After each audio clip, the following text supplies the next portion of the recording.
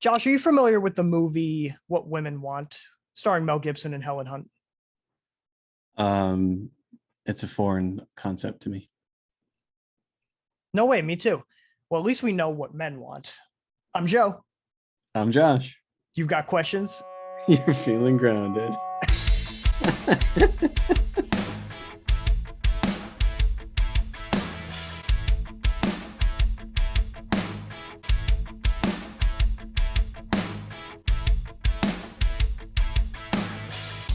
Welcome to Feeling Grounded with your hosts, Josh and Joe. So what we want you all to do right now is subscribe to Feeling Grounded Podcast, like this video, share this video to any prospective person that might want to enjoy our content.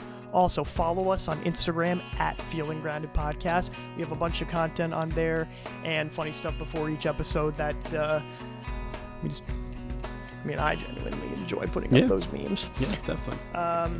But also become a patron. Also, for $3 a month, you guys can see extra content that Josh and I genuinely enjoy, like to put on there.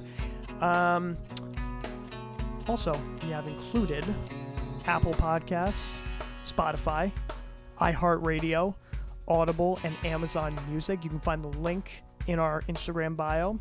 Leave some comments. Leave a question. If you have questions for us, we can do question segments. So pause the video and put a comment, you dingus. Entertainment. Where's the entertainment, guys?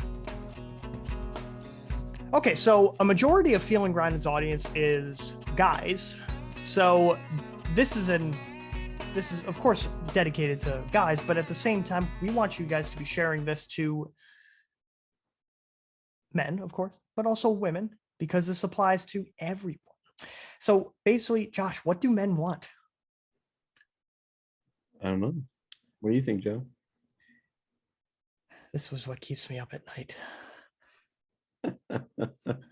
What do men want? Now, you gotta ask yourself this question. Do men just want sex? Do they just want babies? No. I think, and agree or disagree with me, men want some, and I think everybody should want an encourager, a cheerleader. You know, basically, when life can be seeming unfulfilling and you have this mountaintop like we were talking about 4 weeks ago, Josh, we want somebody who will be realistic with us, but at the same time will also give us hope that we can accomplish something.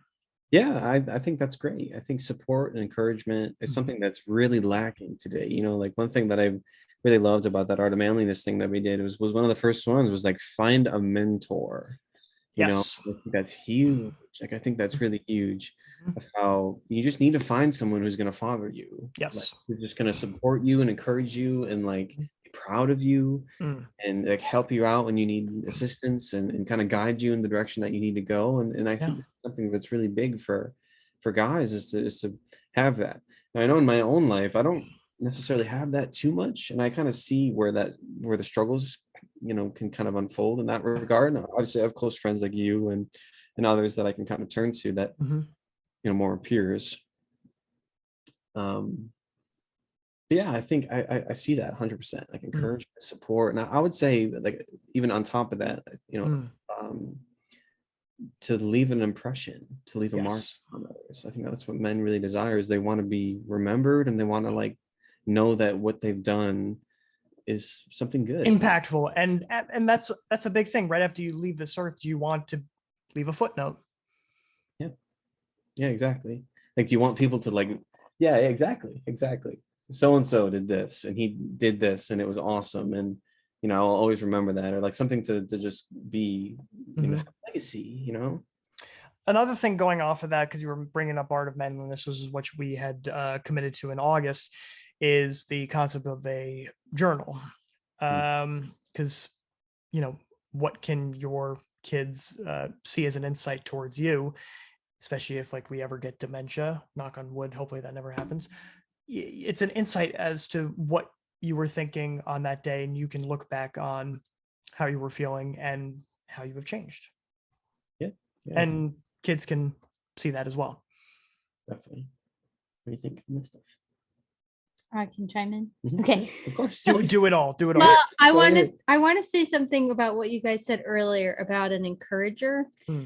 I think that's really important on the part of the female as well, Mhm. because I think a lot of relationships and a lot of our culture now is very female dominated, and I feel like most relationships revolve around if the female nagging the man, saying you need to do this, you need to do more around the house, and you need to do that, and you don't do this for me, and you don't spend enough time with the kids, and blah blah, and they just kind of like walk around like wagging their finger at the male like at all times, like an authoritarian.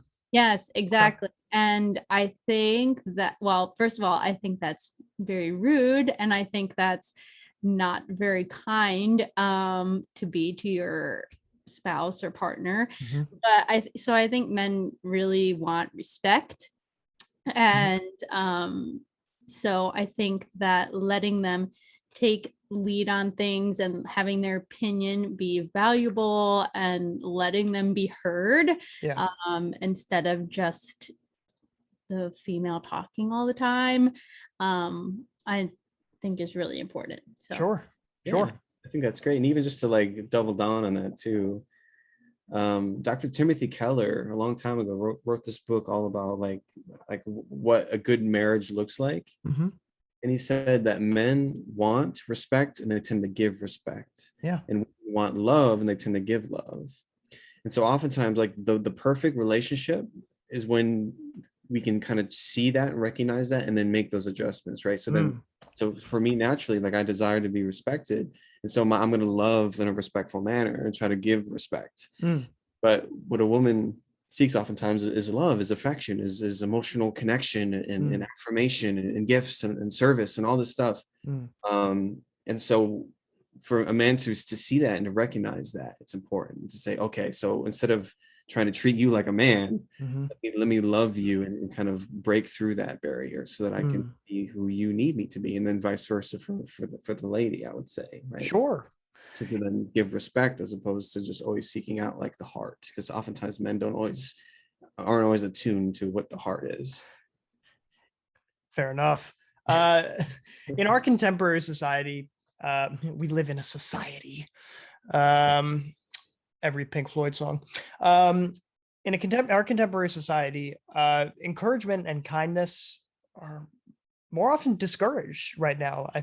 It's what both sexes like, but men need encouragement, like we were talking about before. Say that like you have like some guy comes to his wife about a business venture or another major he wants to go to for college, or he's doing some labor around the house.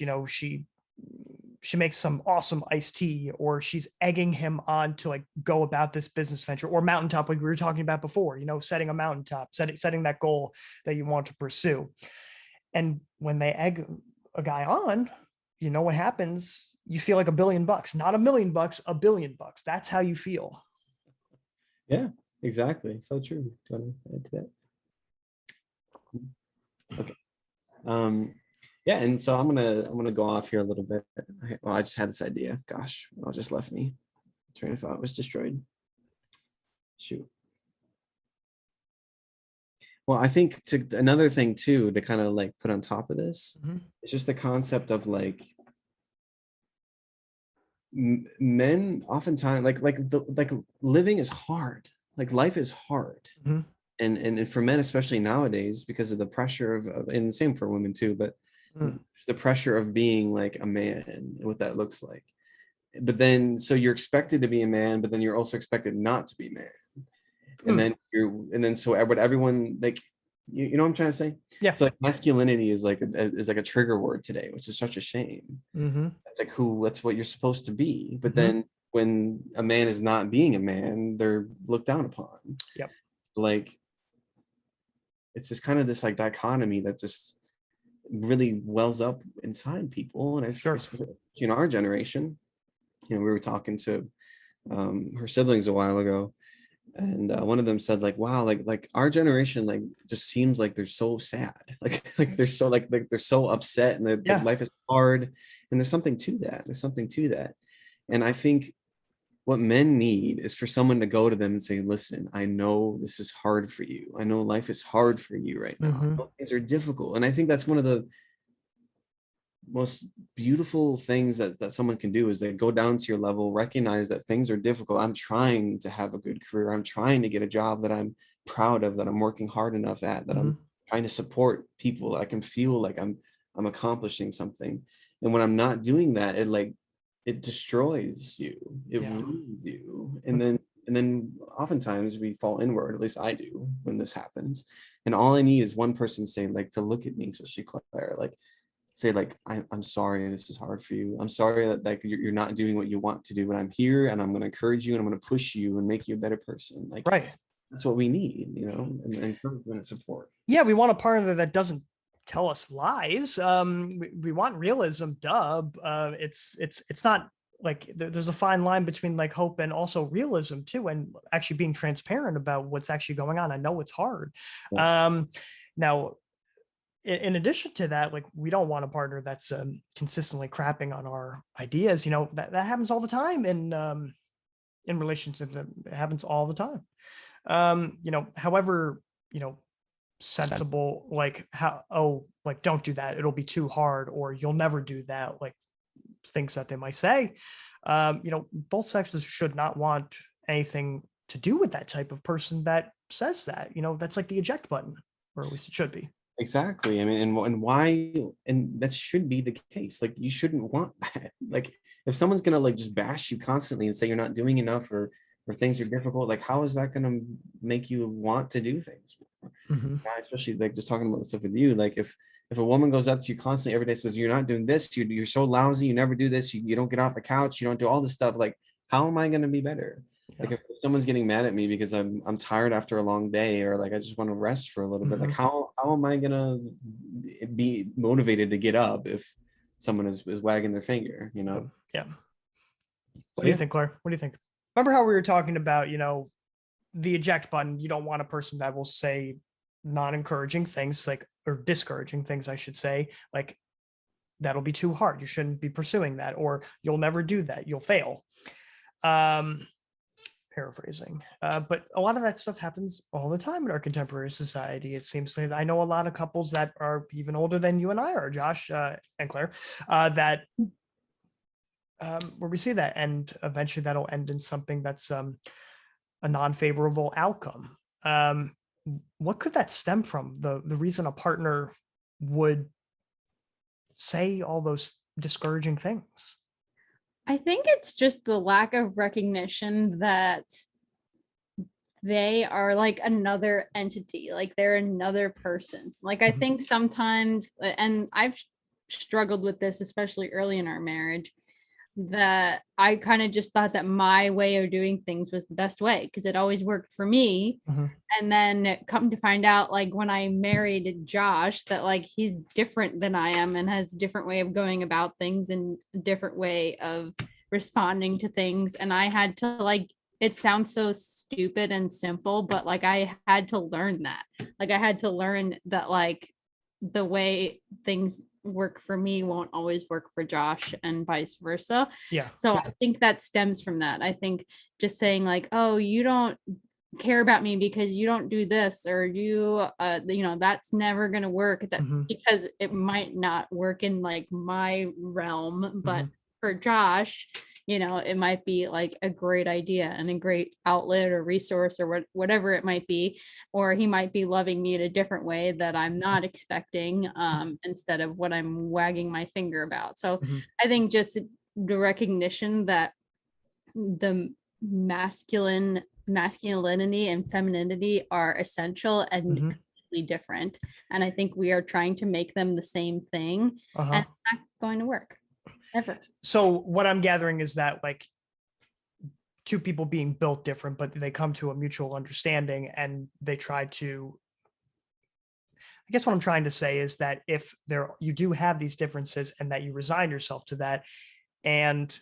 you don't try to discourage the other person when they don't respond the way that you were thinking that they would, and if you surrender yourself to that, I guess if you're having an argument with the person, I guess when you come to an understanding, don't think of it as like as a sign of weakness. Yeah. Yeah, exactly. Or like you're trying to like budge, or you're like you don't desire to make peace, even though if you sometimes you may feel like you don't realize that you're in the wrong. Yeah. I think ultimately what it breaks down to, so this whole concept, right? So what do men want?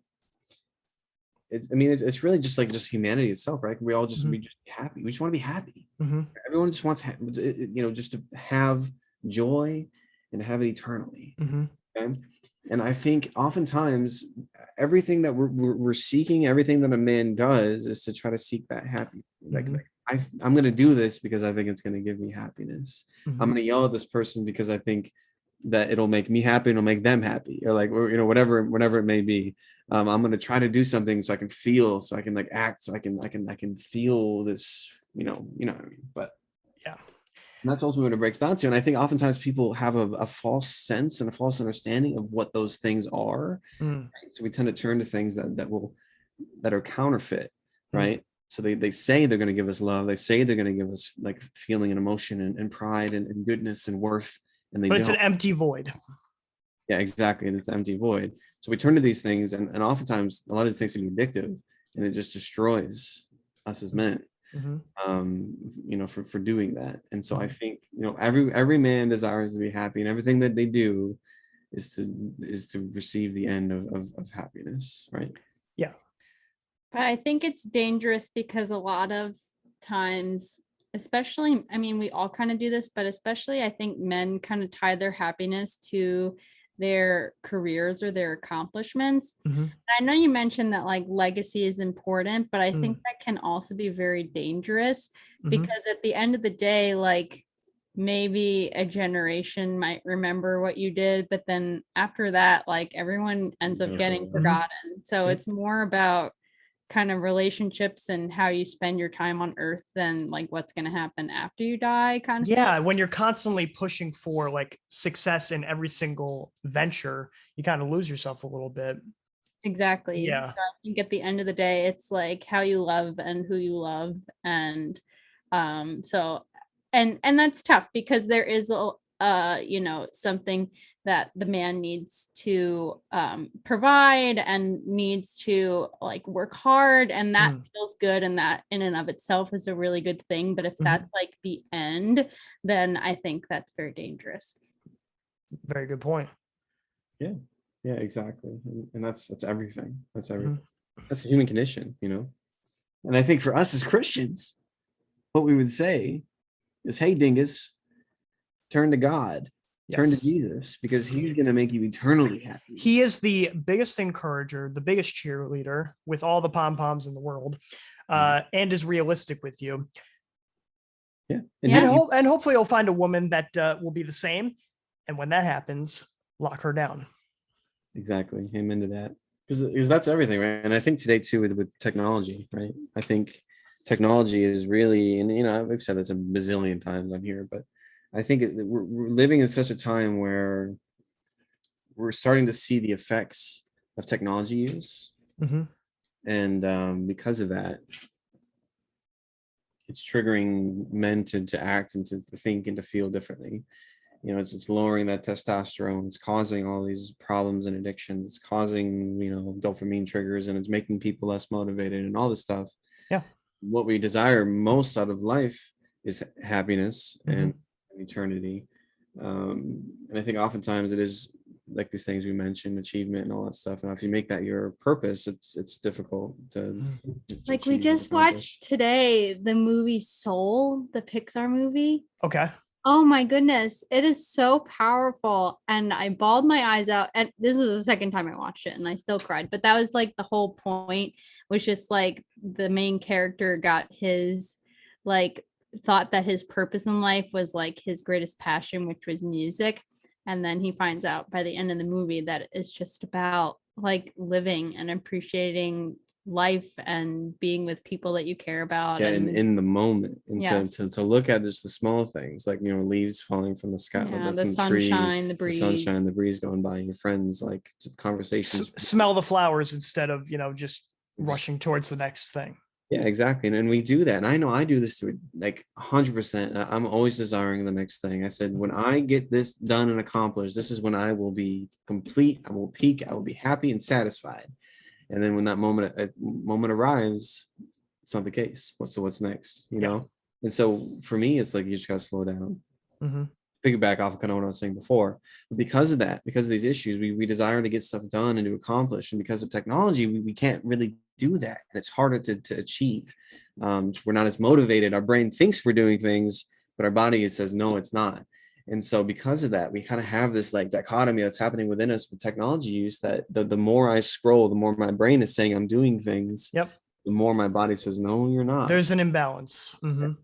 And because of that, I have this desire to do things, but I can't because of the problems of technology use, the addiction of the screen. Yeah, parts of your body are sedated while the other ones are stimulated. Exactly. I mean, 2 weeks ago, I was sitting in my office. I had a really slow day and I was just scrolling through my phone, and everything within me was like, stop this, get up, get out, and like go for a walk, go for a run, go to the gym, do something productive. And I couldn't do it. I just sat there and scrolled for maybe like an hour, maybe 2 hours. Like, I don't even know how long it was. Everything within me was like, get up, but I just couldn't do it. And I had that moment where I was like, oh my gosh, like this is not good. And I agree. I've been there a time or two, or times a million. And I think that's a symptom of why a lot of men can, get down, get depressed, yeah, and exactly. And that was a really low point for me, because I was like, wow, like I am so controlled by this device that I am unable to do what is healthy for me. We should do like a subject like of another episode is why a person gets depressed. And big statement now in the 21st century is due to that. So Joe, I made the decision because of that, especially because of that day, where I'm gonna get a dumb phone, and I bought one. Like it's coming. You got it now. Okay. Yeah, so it's coming soon. It's called the Light phone. We can talk about it at a different time. Like, okay. Topic of like switching to dumb phones over smartphones and all that. But yeah, so that's I'm hoping to see improvements from that. That's a wonderful idea. I But remember you told me. Men want happiness. They want to be loved and encouraged. They want to achieve. They want to feel like they put in a good day's work, whether or not they want to. I think the body just says like it's good to do. And they need encouragement as well. I think we already said that. At the same time of finding a mountaintop, but at the same time, you need to be walking outside and smell flowers. Exactly. You're desiring something, but you're not making it your all. You're not making it your purpose. You're trying to take every day in stride and appreciating who you are and where you are. Yeah, there's a book, forget who said it. I don't know if it was the author or he was quoting somebody else, but he's like, remember that you are a human being, not a human doing.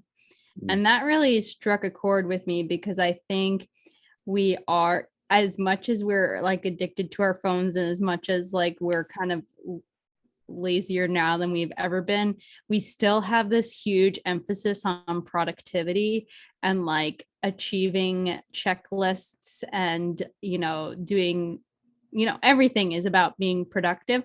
But I think if you really focus on being and really kind of sitting with what that means, so like if you're a man, just like sitting with what it's like to be a man, and then once you figure out what that means, then that will also in turn like kind of motivate you to do what you need to do anyway. But if you're focusing just on the productivity and doing things, and you can get very lost in that and not find happiness. Because I personally struggle with that a lot. I always thought that like the more I did in a given day equaled a good day. And Josh thankfully has taught me how to rest well and to be in a moment instead of always thinking about like I used to not even be able to watch a movie because I couldn't stand the thought of sitting down for 2 hours.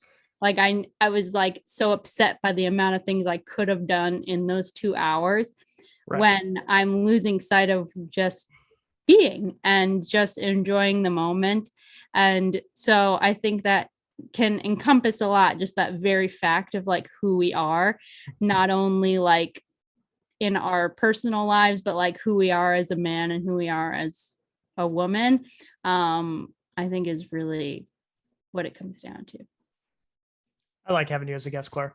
Thank you. We can do this more. Yeah, and just again to kind of chime in with that too. It's just such a good discussion. This is good. But yeah, because if you make a checklist, right, and you like desire to do all these things, like I know I am very ambitious on a lot of my free days. Well, I'll make like this massive list of things that I have to do, and then like something will happen, or I get pulled away, and the kids it's upended, yeah, whatever it is, and then all of a sudden it's a bad day. Like it's a bad day because I failed, because my son wanted me to play with him and I couldn't get stuff done on my checklist. So like, it just mentally becomes a bad day, which is a shame, because what it should be is like, oh, these are the things that I could do today, but this is the life that I'm living. Be present, love your family, love your kids, love all this stuff. And and like part of that, like I kind of mentioned it earlier, but just to kind of flesh it out a little bit more, and like being a good, like for me, a good wife includes stopping and playing with my kids, but it also includes like keeping the house nice and making sure they have diapers. So like there's like things that need to be done, but if you're less focused on what needs to be done and instead of like who it's being done for, why it's being done, the rhyme and reason. Exactly. That makes all the difference. Oh, I'm preaching to myself. That was pretty good advice. It's feeding the soul the more you talk about it. Yes. It's like an internal massage. Yes, there you go. Yeah, we're really just fleshing out our own problems right now. We're projecting. The future is inevitable, but let's travel back in time. Okay, September 8th, 1990. Tom Fogerty.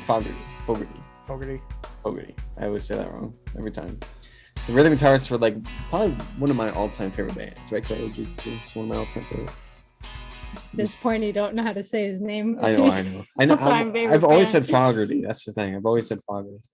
When I come, you guys always play the Creedence records. Yeah, I have the Chronicle. I have that on vinyl, and the vinyl, it's orange, Joe.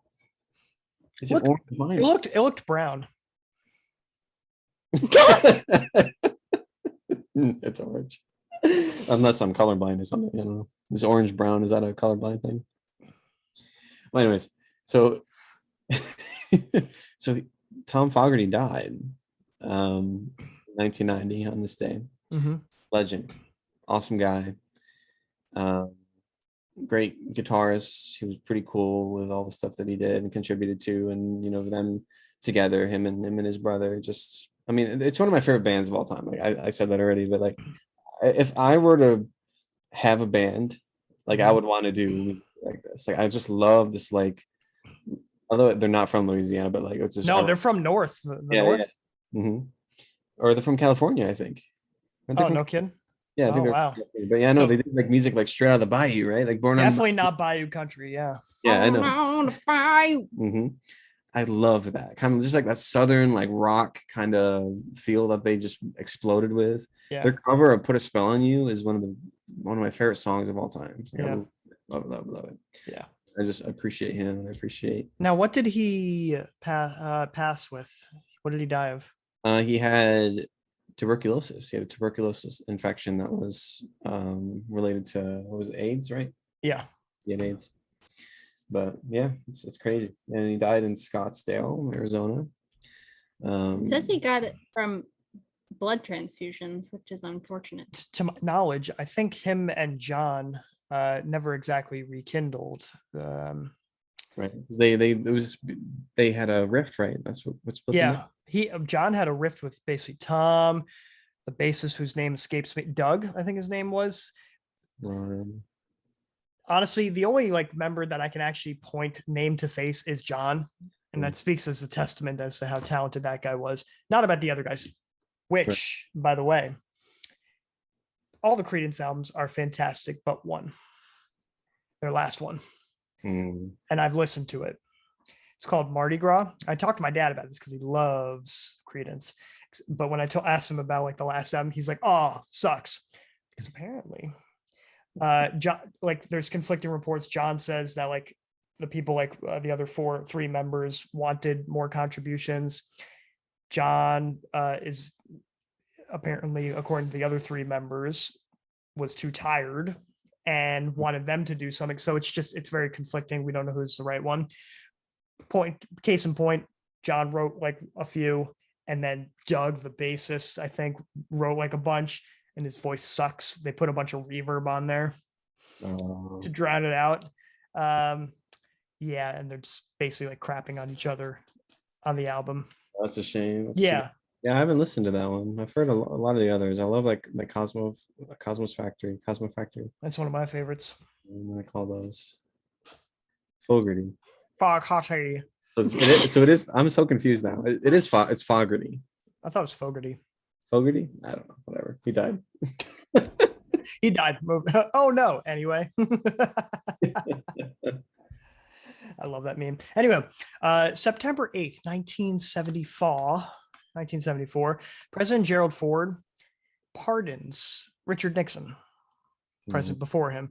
So he pardons him on all of his crimes he may have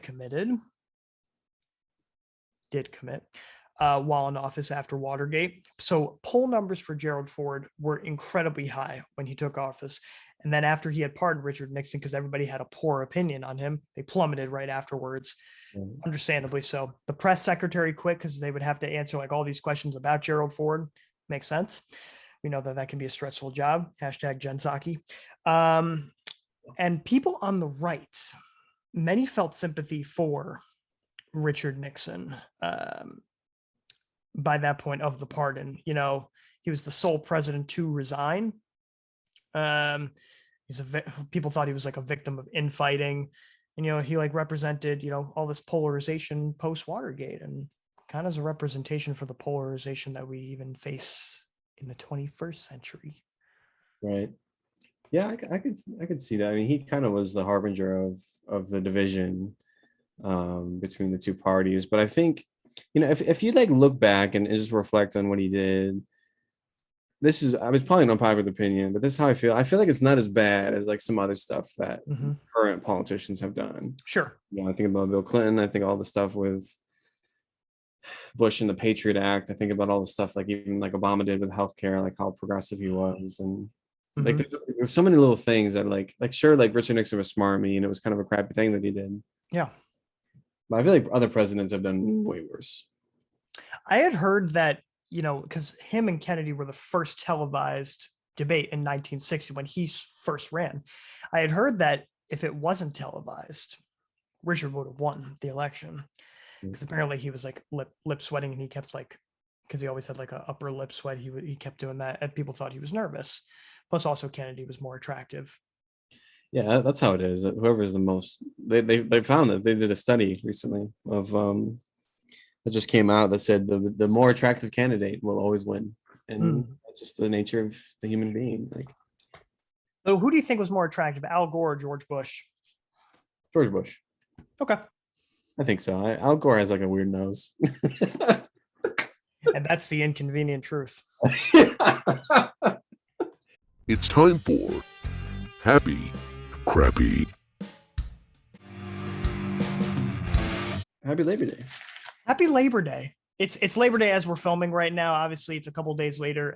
Today, when they're watching this, it's not Labor Day, but yeah. And just for everyone watching, the camera quality is not good because I'm a dingus and I left my webcam in my office at work. He leaves a lot of things in his office at work. I do. Who do we got here? I've never met this person, Josh. Yeah, I don't know. She's just this person that just kind of straight into the house. Went into the window. He came to the window like you did last time. And I was just like, hey, let's do a podcast together.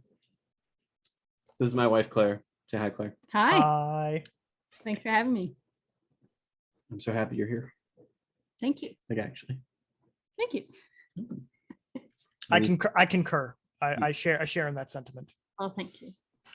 She's the first girl on our podcast. This is our first girl on our podcast. It's been a sausage fest the whole time. What?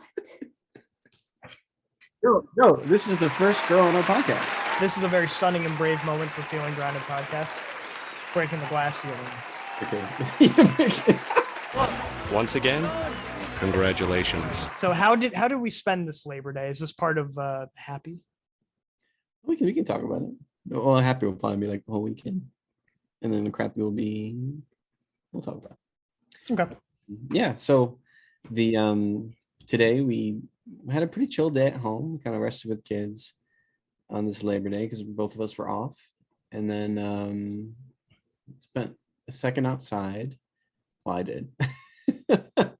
And then we went to the in-laws, her family, and played some softball.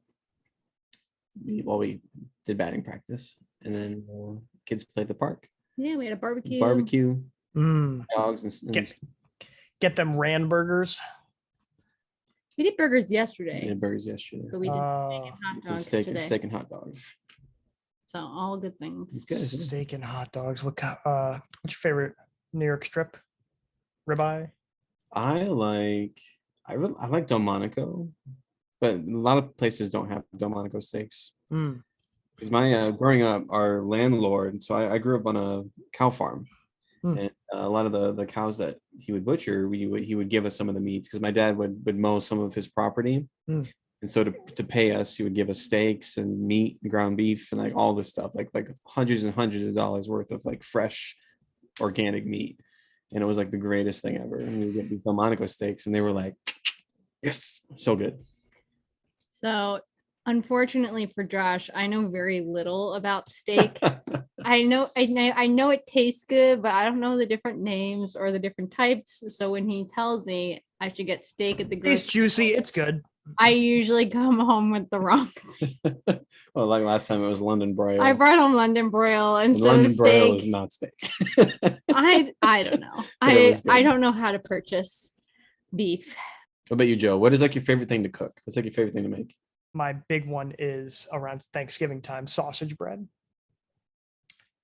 So you get pizza dough and you roll it across, encompassing the whole pan. You sprinkle that little rolled out sausage, or sausage as I like to call it, and then Parmesan cheese on top of that. Then you roll it up, put it in the oven for maybe about an hour and a half. Wow, that sounds very good. So you cut it in slices afterwards? Yes. Very cool. That sounds good. Wow, that is a typical in the Joe household. That's great. I've never like really experimented too much with bread stuff. I've done pizza a couple times. Some za. But I've never done like, I've always wanted to do like Stromboli because I love Stromboli. Ooh. You get like, sauce and like cheese, and then all the meats and peppers and onions, like all this loaded up in an awesome crust. Big fan. I'm hungry. Another thing I like to make for dessert is Turkish Delight. You can make that? How do you make that? You can make that. I'll first try. time here.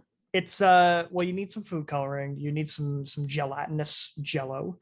You need some powdered sugar. I know you're going to need to put a lot of that into a bowl and let that simmer for 20 minutes or so, and then it will start to accumulate all like the crystal crystals. And then you scoop it up like a witch from Salem, and then you put it onto the plate, and it becomes a little big of a ball, and then you cut it up like your Texas Chainsaw Massacre, and voila. I think you need a Food Network special. Yeah, you do. Gourmet You chef explained that very well.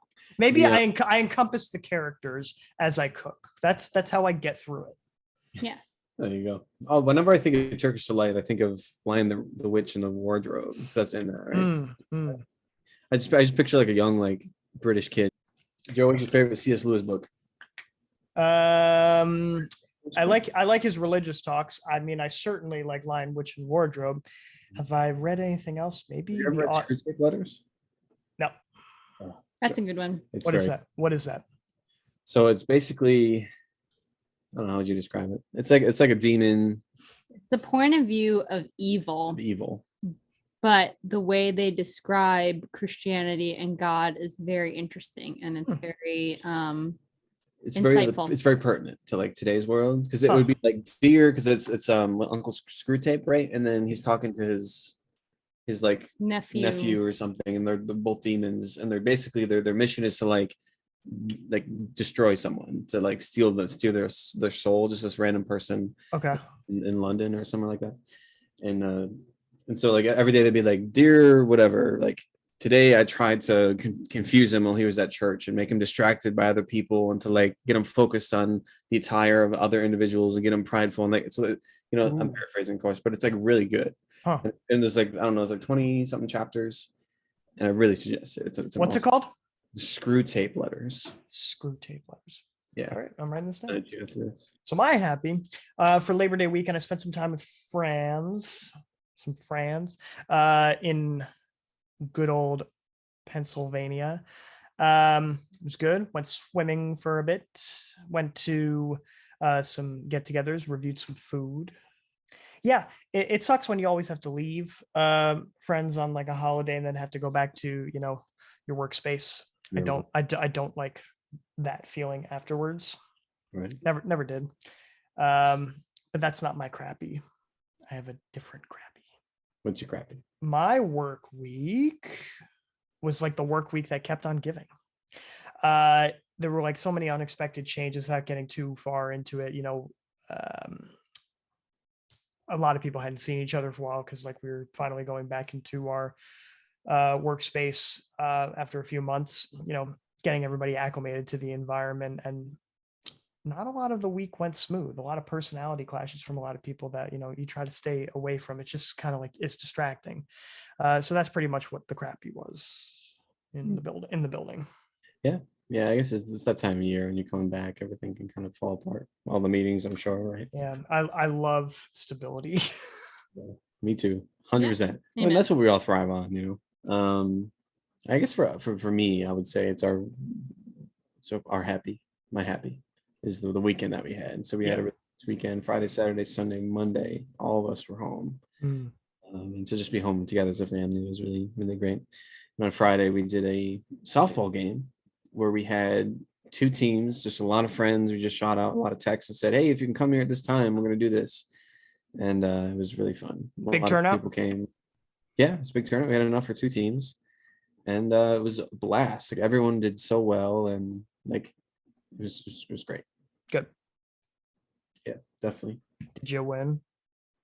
My team, our team. Yeah, we were on the same team. Like quite a bit. It's pretty nice. No, they caught up by the end. It was a close game.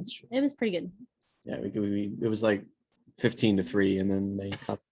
It wasn't. Just like spike ball, Josh? Yes, we never talk about that.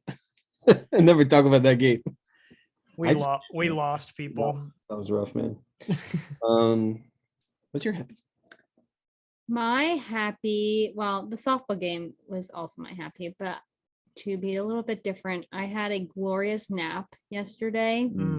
I love naps, and I've been a little tired lately. So I had a really good nap yesterday. Yeah, it was good. I love the falling asleep initially for a nap, and if I get up like 20 minutes later, I'm golden. But I can't trust myself to be waking up after the 20-minute mark. 20 minutes. Yeah, Yes. I feel that. Crappy. I don't know. I had a pretty good week.